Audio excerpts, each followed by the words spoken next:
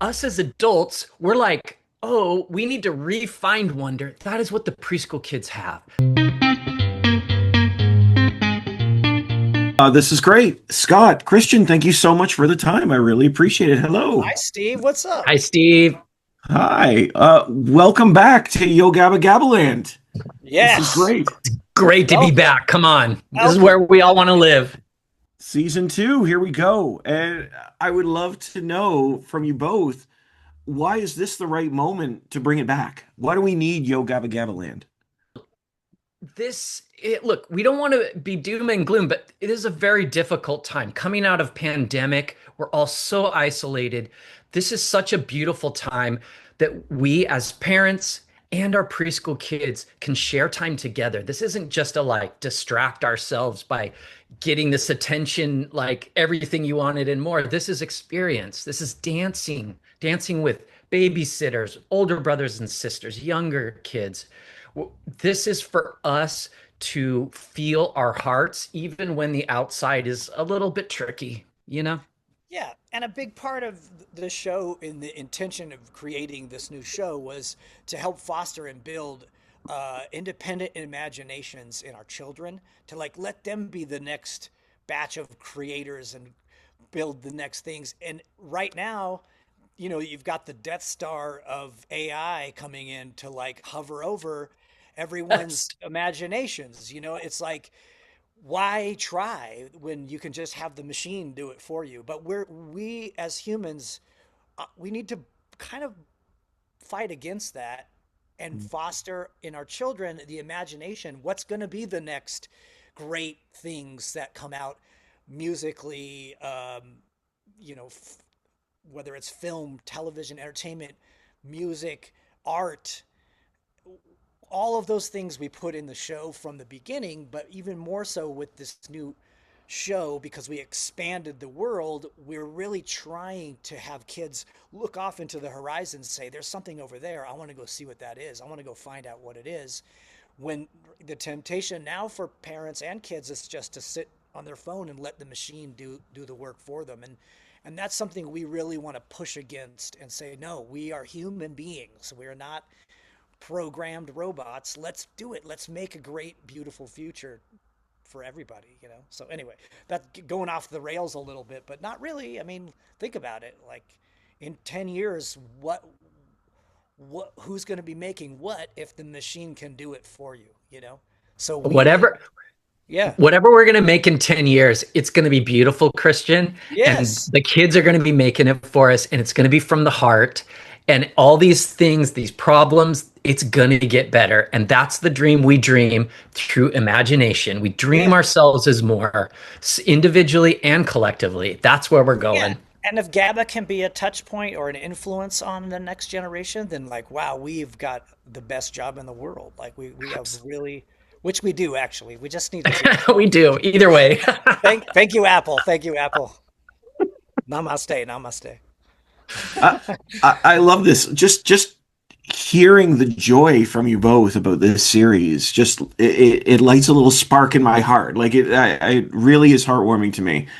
And It's awesome, Steve. It's so much Spark fun. of And it's hope. so great. Yeah. Thank you. Thank you. I well, appreciate that. I would love to hear from you both about the idea of wonder, because I think that that's something that we need to hold on to so tightly. And a show like this, how does Yo Gabba Gabba ignite that spark of wonder in kids and in parents?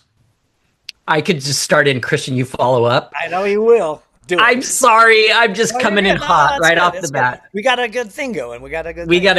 got a good thing. Look, I would say us as adults, we're like, oh, we need to re-find wonder. That is what the preschool kids have. They Mm. see things without category. They consume the world as the beauty that it is. They don't put categorical, like, this is worse, this is better. It's not judged and like set yet. It's just So exciting, right? when we showcase wonder, that is the natural state for kids. And that is just what us adults are trying to refine in preschool, the preschool experience. That's our pathway back. And the preschoolers, we understand that because they're already in that wonder. that experience. And I'm talking even 4 years old, but definitely one, two, three. Like these are the ages that are so beautifully formative.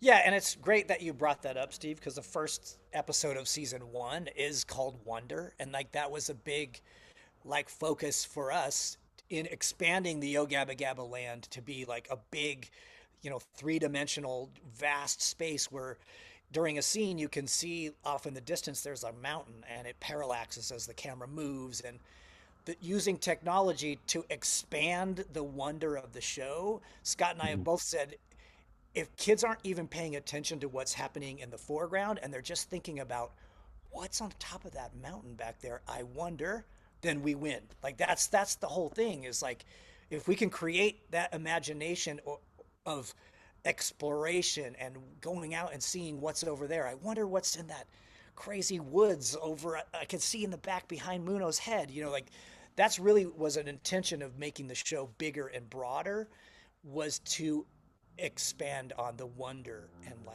and help kids think because like that's step one in discovery is I wonder if this could work. I wonder if what's over there. And we that's totally what we wanted to do. So good question. Great question. Great question. Yeah. I could just follow up real quick, Steve, Teed it with up. just a final thing of like, look, this wonder is the experience that we can all have with our kids. And we're not trying to say like, oh, we want everyone to see it so we get lots of numbers. It's not that. It's just give it a try and become that wonder-eyed kid again with your preschoolers. That's the beauty and the opportunity of the show. Yeah. And not to jump in again, but I'm gonna do it. Do Uh it. and if you think about it, when you have something that's live action, you have a tangible place where you have to keep all your characters, you have to keep your sets. It's a place that you could go visit. And that is automatically in the DNA of a live action kids show is I wonder where all that stuff is. I wonder how they made that. I wonder, and so that's why Scott and I originally were initially drawn to doing live action anyway, because we know from our own experience watching Godzilla movies or Ultraman or whatever, like I wonder where they keep those little tanks that Godzilla keeps stepping on. You know what I mean? And I think that's a big part of our love for live action is it's real and kids have to think about it. Well, that's a real thing. That's not a, nothing against animation. There's beautiful animation out there, but it's why we're drawn primarily to the live action is because there's this whole level of wonder that adds into the DNA of the show, right?